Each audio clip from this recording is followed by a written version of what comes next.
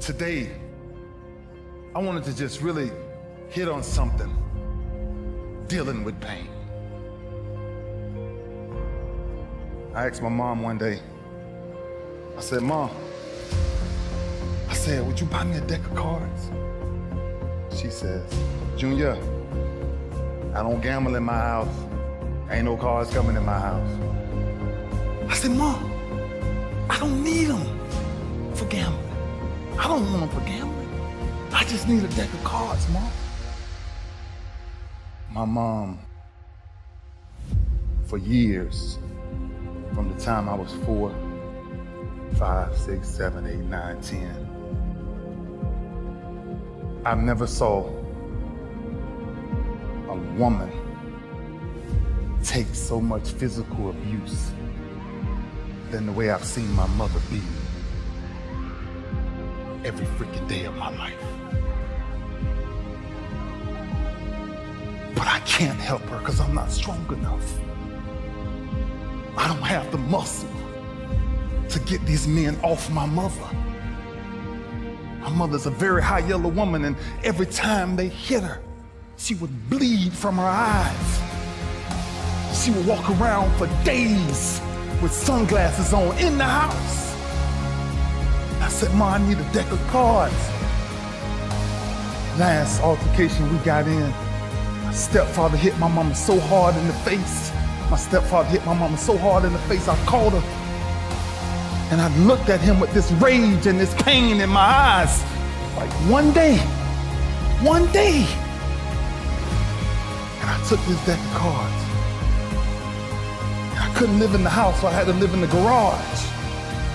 And after this last altercation we had with this guy, I ran to my garage and I grabbed this deck of cards and I flipped a 7. And I started doing 7 push-ups. I flipped a 6, I did 6. I flipped a 9, I did 9. I flipped a 2, I did 2. I flipped another 9, I did 9. Until I got all the way through the deck. Jack, Queen, King worth 10. Aces, 25s, and Jokers, 50. Until I got sick and tired of what pain felt like in my gut. It didn't even matter to me no more. Because I started shuffling them all over again, and that's when I started doing the sit-ups. Because I wanted to make sure sports wasn't the reason why I started training. It was to make sure man never put his hands on my mama again. And I told my mama, no pain will ever stop me from taking care of you and my brothers and sisters.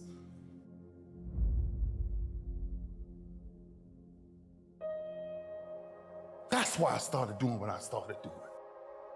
Sports was a byproduct of what people started to see. It was the behind the scenes that was driving me crazy. There's 2 sides of pain that I don't think a lot of people really understand. There's one side of pain that's the suffering and the discomfort side of pain.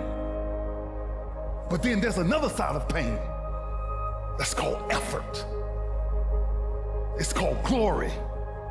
It's called if you can find a way to push through pain, there's something greater on the other side of it. And if you never tap into it, it's because the first time you felt that you backed off. The first time you felt, that burn. The first time you felt that it's too much. And we rationalize with ourselves to where we automatically stop. That's why a bunch of us give up so much in life so quickly. That's why kids have a problem finishing things in today's time. Because as soon as they feel a small bit of discomfort, of things ain't right, they're gone. I can't do it no more. But suppose I told you the greatest pain of my life is the reason I'm standing here today. I dare you to take a little pain. Go through it.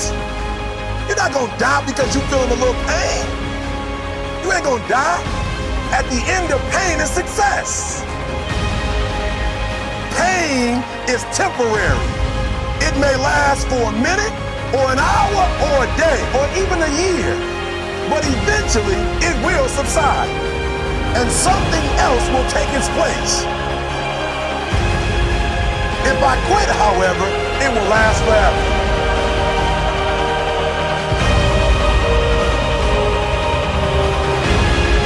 On the other side of that pain, on the other side of that pain, on the other side of that pain is your promise. At 10 years old, I picked up these deck of cards. And one day I counted them. And I found out there was 52 of them in the deck of cards. 52. And I turned my greatest pain into, in my business, with the greatest achievement ever is the touchdown Barley Trophy. 52 cards. And ironically, my number ended up being 52.